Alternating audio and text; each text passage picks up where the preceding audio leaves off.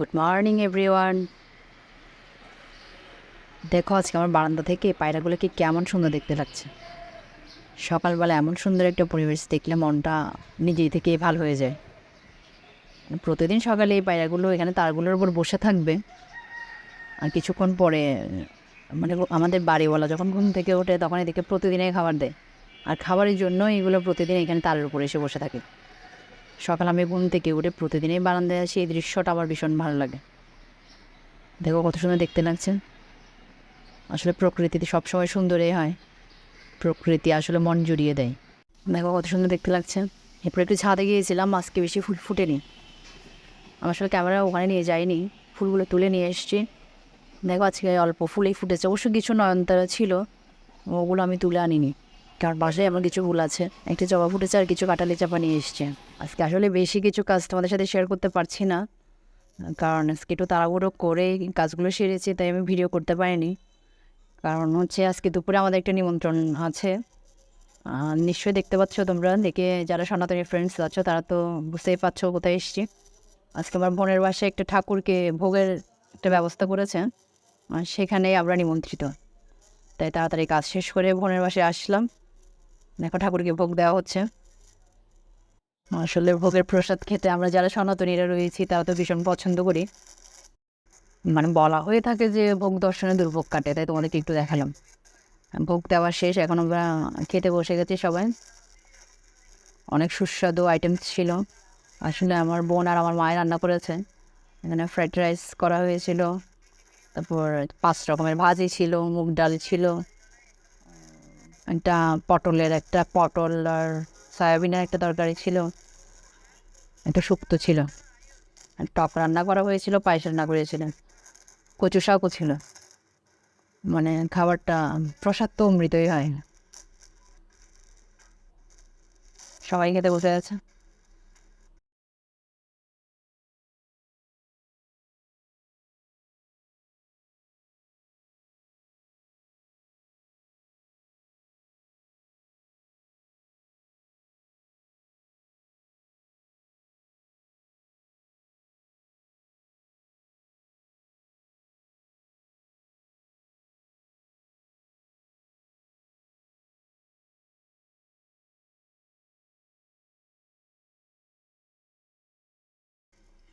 আমার বর খুব মন দিয়ে খাচ্ছিল।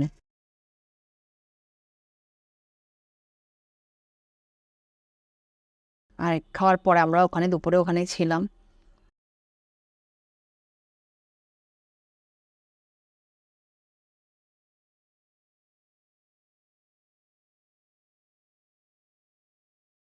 এটা আমার বোনের ছেলে, আমাদের আয়ুষ্মান।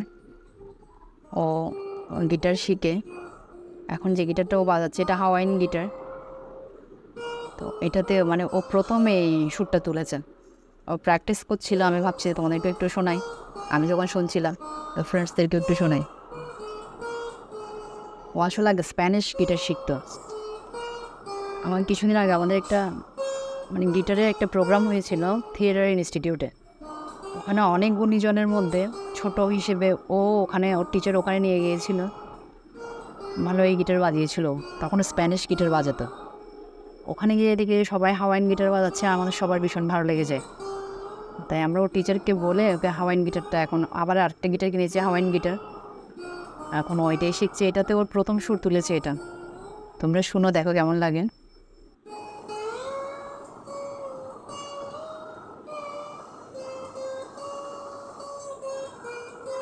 নতুন শিখছে, ভুল হতেই পারে, ভুল ত্রুটি একটু ক্ষমা সুন্দর দৃষ্টিতে দেখবে।